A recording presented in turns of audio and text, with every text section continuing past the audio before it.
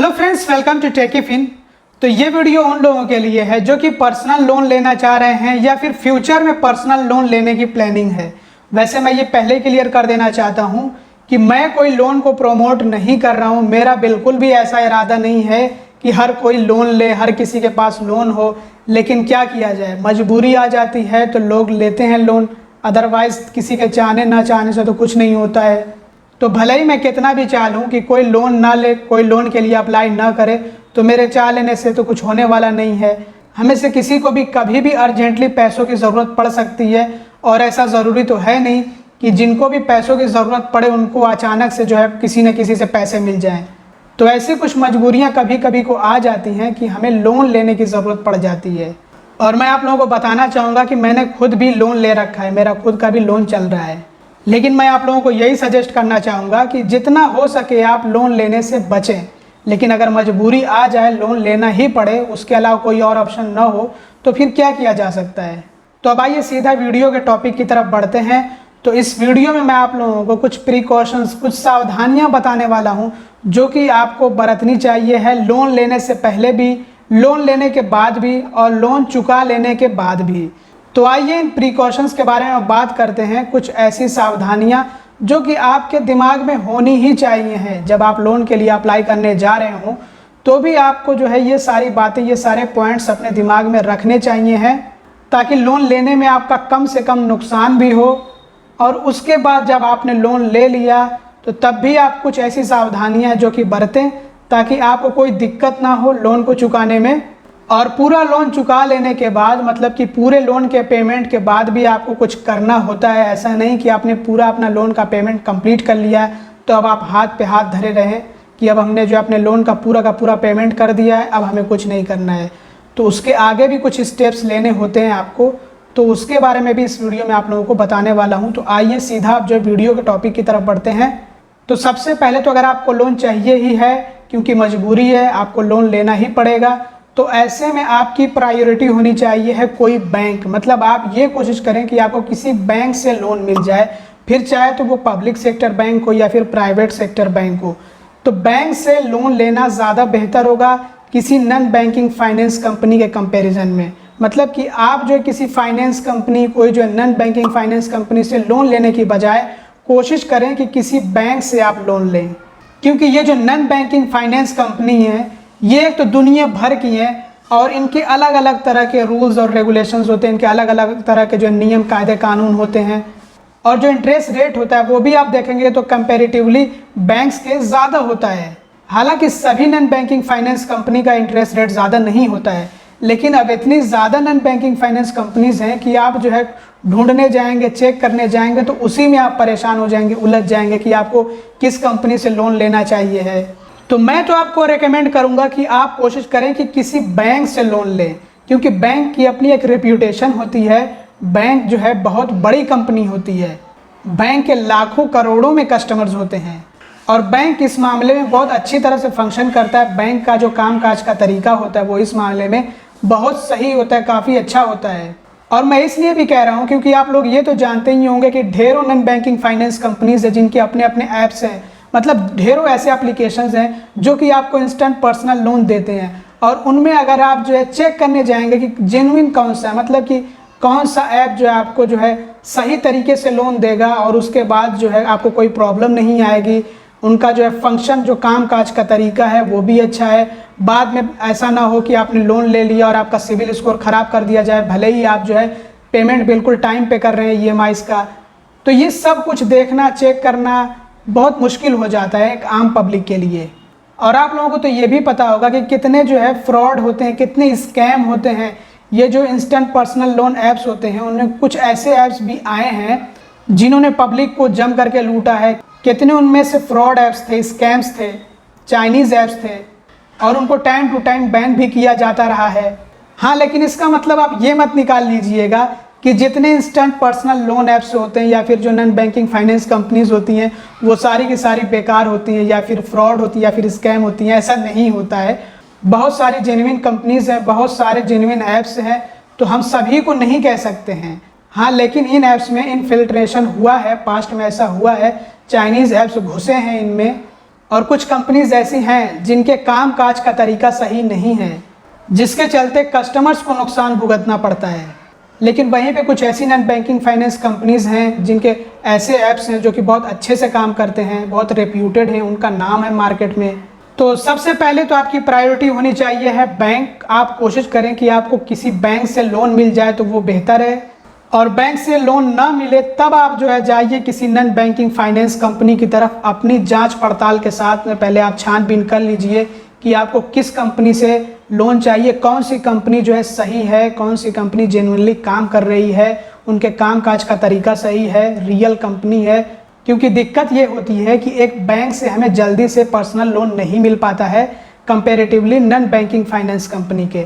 Non banking finance company से हमें थोड़ा सा आसानी से पर्सनल लोन मिल जाता है। तो अगर आपको जो है बैंक से पर्सनल लोन ना मिल रहा हो तब ऐसे में आप जो है किसी नॉन बैंकिंग फाइनेंस कंपनी से पर्सनल लोन के लिए अप्लाई कर सकते हैं।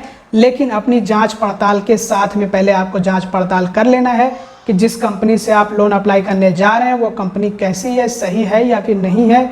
बाकी दूसरे लोगों ने भी अगर उस कंपनी से लोन ले रखा होगा तो उनके भी आप रिव्यूज़, उनके भी आप ओपिनियंस जो है चेक कर लीजिएगा और उसके बाद जो अप्लाई करने जाइएगा। और मैंने इस पर बाकायदा वीडियो बना रखा है, तो वो वीडियो भी देख लीजिएगा। आप एक बार हमारे यूट्यूब चैनल को अच्छे से चेक करें, खंगालें। बहुत आपको ऐसे वीडियोस मिलेंगे जो बहुत ज़्यादा इन्फॉर्मेटिव हैं, जो बहुत ही आपके काम के होंगे। तो अगर आपको किसी बैंक से लोन ना मिले तो आप किसी well reputed non banking finance company से लोन के लिए अप्लाई कर सकते हैं। और जो well reputed non banking finance companies हैं या फिर जो बैंक्स पर्सनल लोन देते हैं, उनके लिंक्स मैं आपको डिस्क्रिप्शन और पिन्ड कमेंट में दे दूंगा, तो आप चाहें तो चेक कर सकते हैं। भले ही आप उस लिंक के ज़रिए से लोन अप्लाई ना करें, वो आपकी मर्ज़ी है। अगर आपको मन ना करे, आपकी मर्ज़ी ना हो तो आप अप्लाई ना करें, लेकिन आप चाहें तो चेक ज़रूर से कर सकते हैं, एक बार देख सकते हैं। तो उसमें जो है आपका कुछ भी नहीं जाएगा। और बाकी आपकी मर्ज़ी अप्लाई करना या फिर ना करना, वो पूरी तरह से आपकी मर्ज़ी है। तो अब इसके बाद अगर आपको लोन मिल रहा हो तो लोन लेने से पहले आपको जो टेन्योर है वो बहुत ही वाइजली चूज़ करना है। मतलब सोच समझ करके आपको एक टेन्योर सेलेक्ट करना है। टेन्योर का मतलब ये होता है कि आप कितने महीनों के लिए या फिर कितने साल के लिए लोन लेना चाहते हैं, जैसे कि 3 महीने, 6 महीने, 9 महीने, 12 महीने। तो इस तरह से आपको जो है, इस तरह से और भी आगे चल करके आपको लंबा टेन्योर भी मिलेगा। तो आपको सोच समझ करके अपना टेन्योर चूज़ करना है और आपको बाकायदा EMI का अमाउंट भी दिखाया जाएगा कि आप कैसे कैसे टेन्योर चेंज करेंगे। जैसे 3 महीने के लिए अगर लेंगे तो कितना EMI बनेगा, 6 महीने के लिए लेंगे तो कितना EMI बनेगा, 9 महीने के लिए लोन लेंगे तो कितना EMI होगा, और 12 महीनों के लिए अगर आप लोन लेंगे तो कितना EMI बनेगा। तो उसमें आपको सोच समझ करके एक टेन्योर चूज़ करना होगा, ऐसा टेन्योर जिसमें आपको एक तो लोन की EMI का पेमेंट करने में आसानी हो और आपको ये पता हो कि हाँ, आप इतने टाइम पीरियड के अंदर जितना आपने लोन ले रखा है उसका पूरा का पूरा पेमेंट आप कर देंगे। तो इसलिए आपको वाइजली टेन्योर चूज़ करना है, सोच समझ करके टेन्योर चूज़ करना है अपना। इसके अलावा कुछ लोग ये पूछते हैं कि जैसे हमने लोन तो ले लिया लेकिन हमारे पास पैसे आ गए, अचानक से पूरे पैसे आ गए, इतने पैसे आ गए कि हम एक साथ जो है इकट्ठा अपने लोन का पूरा पेमेंट कर सकते हैं। जैसे मान लीजिए कि किसी ने जो है 50,000 का लोन लिया, पर्सनल लोन लिया 1 साल के लिए, और 1-2 महीने EMI पेमेंट किया और दूसरे महीने या फिर तीसरे महीने जो है पूरे के पूरे 50,000 रुपये हाथ में आ गए पर्सन के। तो ऐसे में क्या हम एक साथ पूरा का पूरा पेमेंट कर सकते हैं अपने लोन का? तो पूरा पेमेंट करने के लिए आपको सबसे पहले अपने लोन को प्री क्लोज कराना होगा, जिसको हम फोर क्लोज भी कहते हैं। मतलब कि लोन को जो है पहले ही क्लोज करा लेना होगा, जितना उसका टेन्योर था उससे पहले ही पहले लोन को क्लोज करा लेने को कहा जाता है प्री क्लोजर या फिर जो है फोर क्लोजर।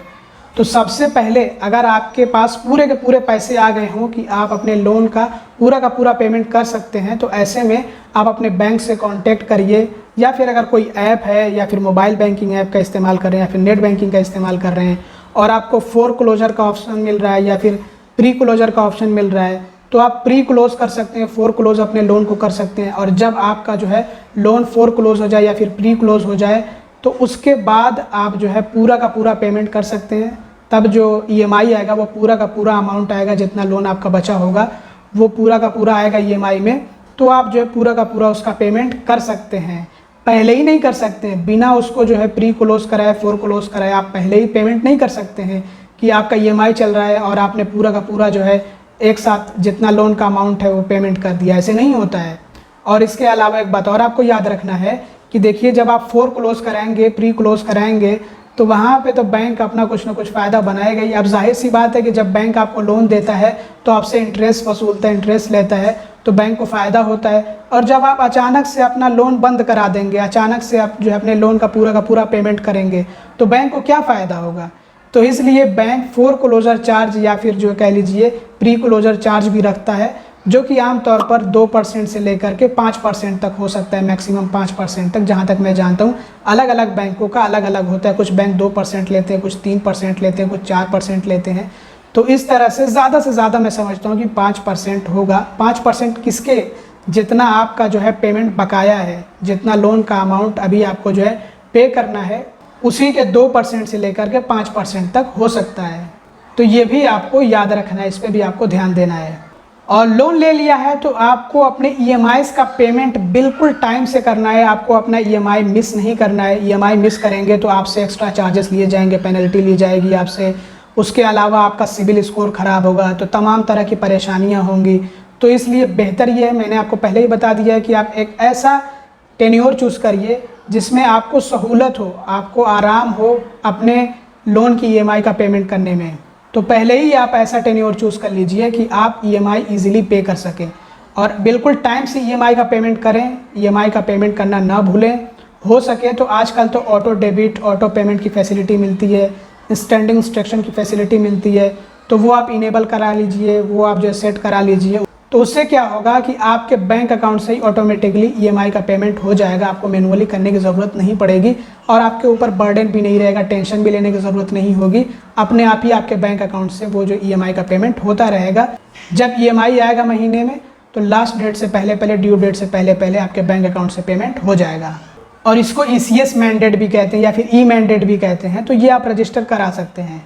बस आपको ये याद रखना है कि अपने खाते में इतने पैसे रखने हैं कि जो EMI का पेमेंट है वो फेल ना हो, अपने आप हो जाए ऑटोमेटिकली। इसके अलावा आप जहाँ से भी लोन के लिए अप्लाई कर रहे हो, चाहे वो बैंक हो या फिर कोई नॉन बैंकिंग फाइनेंस कंपनी हो, आपको एक बार चेक करना है कि पूरा ओवरऑल इंटरेस्ट कितना होगा। जो आप लोन ले रहे हैं उस पर कितना पूरा का पूरा इंटरेस्ट जो आएगा, सारे चार्जेस मिला करके। कौन कौन से चार्जेस, जैसे कि प्रोसेसिंग फ़ी हो गई, स्टैम्प ड्यूटी चार्ज हो गया, और भी दूसरे चार्जेस उसमें होते हैं। तो वो सारे चार्जेस इकट्ठा मिला करके आप चेक करने की कोशिश करें कि कितना इंटरेस्ट बनेगा, आप कितना लोन अमाउंट लेना चाह रहे हैं, आपको कितना लोन अमाउंट चाहिए है, और उस पर आपको टोटली कितना जो है चार्ज देना होगा। और आप परसेंटेज निकालिए कि फिर जो है कितना परसेंट इंटरेस्ट होगा उस पूरे अमाउंट पे, उस पूरे लोन के अमाउंट पे। आपको सिर्फ ये नहीं देखना है कि 14% इंटरेस्ट रेट है, या फिर 12% है, या फिर 16% है, या 18% है, या फिर 20% है। इस तरह से सिर्फ आपको रेट ऑफ इंटरेस्ट नहीं देखना है, वो इंटरेस्ट चार्ज नहीं देखना है।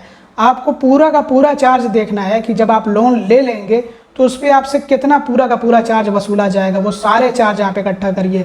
फिर चाहे तो वो प्रोसेसिंग चार्ज हो, स्टैम्प ड्यूटी चार्ज हो, सारे के सारे चार्ज इकट्ठा करके आप देखिए, और उसके बाद आप तय करिए कि आपको लोन लेना चाहिए या फिर नहीं लेना चाहिए, जिस कंपनी से या फिर जिस बैंक से आप लोन लेना चाह रहे हैं। तो अब जब आपने लोन ले लिया है और उसकी EMIs का पेमेंट आप कर रहे हैं, करते जा रहे हैं, और आपने अपने पूरे लोन का पेमेंट कर दिया है, आपके पूरे लोन का रीपेमेंट हो चुका है, आपने लोन चुका दिया है, तो अब आपको हाथ पे हाथ धरे नहीं बैठना है। अब आपको लेना है NOC, नो ऑब्जेक्शन सर्टिफिकेट। तो NOC भी आपको लेना चाहिए है। अब वैसे तो ये ज़रूरी नहीं है, लेकिन फिर भी प्रिकॉशन के तौर पर, एहतियात के तौर पर आपको NOC ले लेना चाहिए है, नो ऑब्जेक्शन सर्टिफिकेट ले लेना चाहिए है। फिर चाहे तो आपने एक साथ पूरे अपने लोन का पेमेंट किया हो, या फिर आपने पूरे EMIs का पेमेंट करके अपना लोन चुकाया हो, तब भी आपको जो है NOC, नो ऑब्जेक्शन सर्टिफिकेट ले लेना चाहिए बैंक से।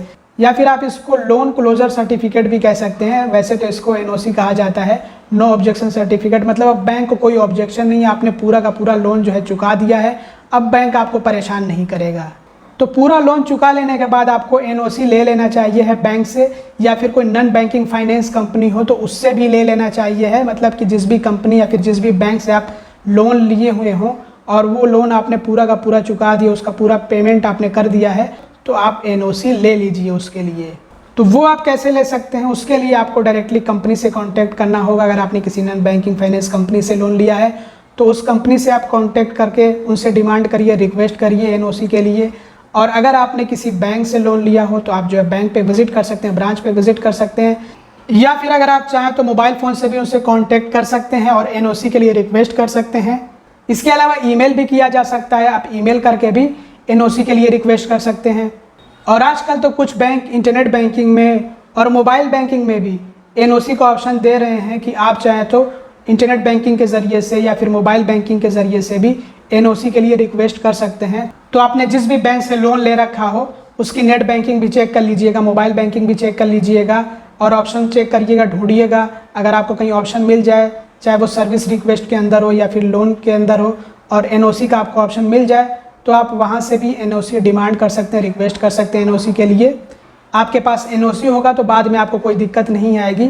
अब इसके बारे में एक अलग से डिटेल वीडियो में जल्द ही लेकर आने वाला हूँ कि इसके क्या फ़ायदे होते हैं, हमें क्यों एनओसी लेना चाहिए या फिर नहीं लेना चाहिए है। तो इसका एक अलग से वीडियो आने वाला है, क्योंकि इस वीडियो में अगर मैं बताने लग जाऊँ तो वीडियो बहुत ज़्यादा लंबा हो जाएगा। तो दोस्तों इस वीडियो में बस इतने। अगर आपको वीडियो पसंद आया हो तो ज़रूर से लाइक करिएगा, चैनल को सब्सक्राइब ना किया हो तो सब्सक्राइब भी कर लीजिएगा और वीडियो को शेयर कर दीजिएगा। और अगर आपको लोन के लिए अप्लाई करना हो, मजबूरी हो कि बिना लोन के काम नहीं चल पाएगा, तो आप अपनी मर्ज़ी से चेक कर सकते हैं। एक बार डिस्क्रिप्शन और पिन्ड कमेंट चेक कर सकते हैं। अगर आपको अप्लाई करना हो तो आप अप्लाई कर सकते हैं। Thanks for watching, bye bye.